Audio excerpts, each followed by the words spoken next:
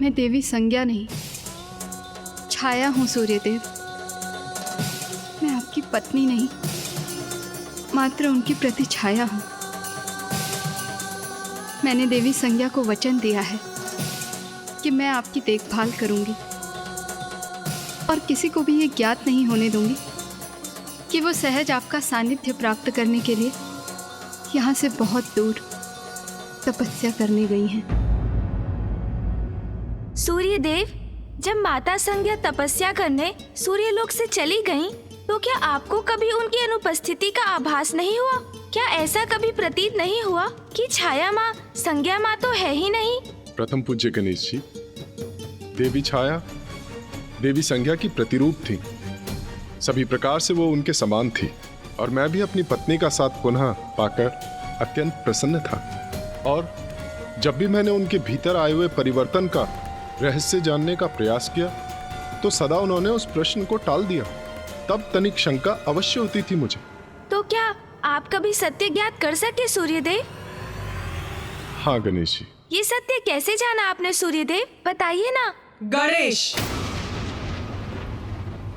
तुम पुनः वो प्रश्न पूछ रहे हो जिसका उत्तर देने का समय अभी नहीं आया है।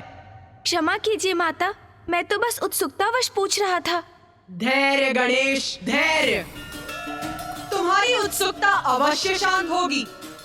तो सुनो, सूर्यदेव के पूर्व किसी अन्य को यह ज्ञात हो गया था कि देवी छाया उनकी पत्नी देवी संज्ञा नहीं है। अब तुम्हारे मन में उत्पन्न होने वाले प्रश्न का उत्तर देने के लिए मैं एक प्रश्न पूछती हूँ तुमसे। उचित है माता। उस समय का विचार करो गणेश, जब देवी पार्वती में परिवर्तन आने प्रारंभ हुए थे तो सर्वप्रथम उसका आभास किसे हुआ था? महादेव को, कुमार कार्तिकेय को, या तुम्हें?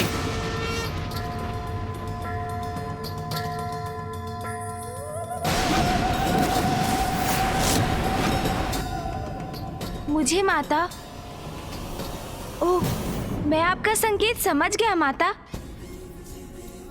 तो सूर्यलोक में जो घटित हो रहा था उस परिवर्तन का सत्य सूर्यदेव से भी पूर्व मां संज्ञा के पुत्र को ज्ञात हुआ।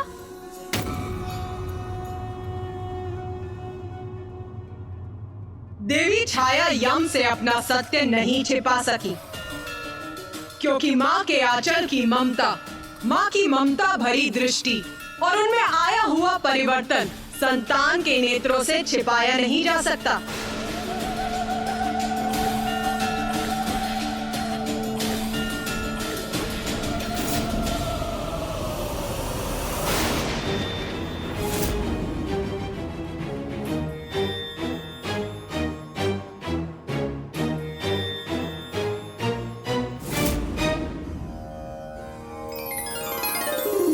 समय बीतता गया। सूर्यदेव और देवी छाया का सुखमय जीवन आगे बढ़ता रहा। उन्हें एक पुत्र शनि की भी प्राप्ति हुई। चले, मैं माँ को चकित कर दूंगा।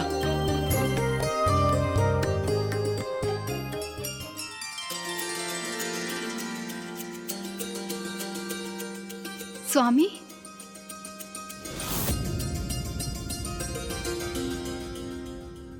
यहाँ तो कोई भी नहीं है। प्रणाम माँ। ये कौन है? यहाँ कैसे आया? क्यों आया? कौन हो तुम? और मुझे स्पर्श करने का साहस तुमने कैसे किया? माँ ने मुझे पहचाना नहीं और माँ भयभीत भी है मुझसे। स्वामी, ये जो भी है, किंतु मेरी माँ कदापि नहीं है।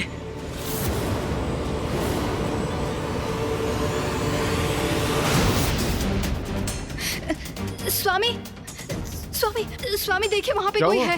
वहाँ वो कोई है। कौन? वो वहाँ पे। ये अब समझा मैं।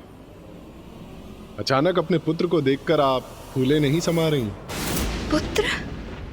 और अपनी प्रसन्नता व्यक्त करने के लिए शब्द नहीं है आपके पास, है ना? कौन है ये और यहाँ माँ के स्थान पर क्यों है?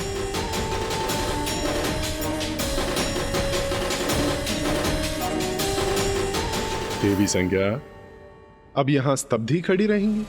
इतने समय बाद लौटा है आपका पुत्र, क्या उसके लिए उत्तम भोजन का प्रबंध नहीं करेंगी? जी स्वामी, उचित है।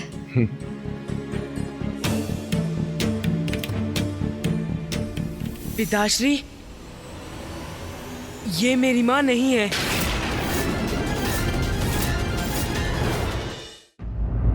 ये मेरी माँ नहीं है पिताश्री।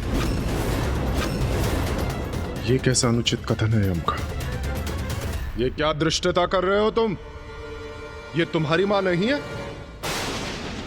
ये कहने का क्या अर्थ है तुम्हारा?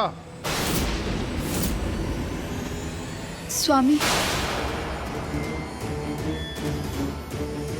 सूर्यदेव, आप अपने पुत्र पे क्रोध मत कीजिए। वो सत्य कह रहा है, वो सत्य कह रहा है, वो सत्य कह रहा है। मैं उसकी माँ नहीं, मैं देवी संज्ञा नहीं, मैं छाया हूँ, आपकी पत्नी देवी संज्ञा की प्रतिछाया, आपकी पत्नी देवी संज्ञा की प्रतिछाया, आपकी पत्नी देवी संज्ञा की प्रतिछाया। देवी संज्ञा की छाया? मेरी पत्नी की छाया? मैं देव शिल्पी विश्वकर्मा की पुत्री, सूर्यदेव की पत्नी देवी संज्ञा, तुम्हें सजीव होने का आदेश देती हूँ।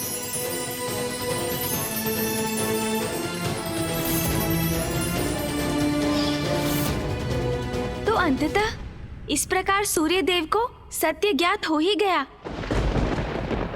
हाँ, देवी छाया ने अपना सत्य विस्तार से सूर्यदेव को बताया और उन्हें आभास हो गया कि अपने अत्यधिक तेज के कारण वो अपनी पत्नी देवी संज्ञा का सानिध्य प्राप्त नहीं कर सकते।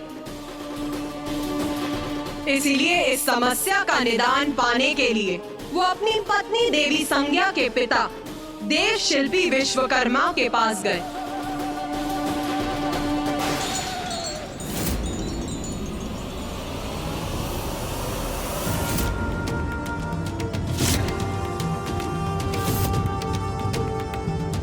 मैं अपना तेज घटा नहीं सकता और मेरे तेज के कारण आपकी पुत्री और मेरी पत्नी संज्ञा मेरे निकट नहीं आ सकती।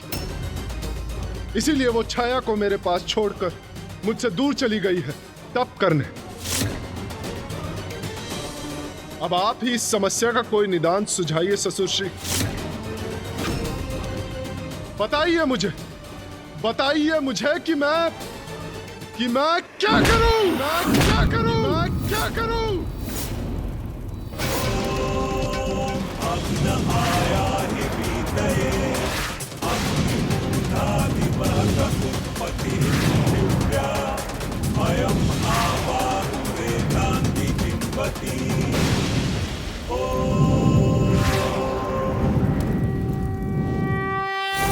माता, ये तो और भी विकट परिस्थिति उत्पन्न हो गई थी। तो विश्वकर्मा जी ने क्या सुझाव दिया?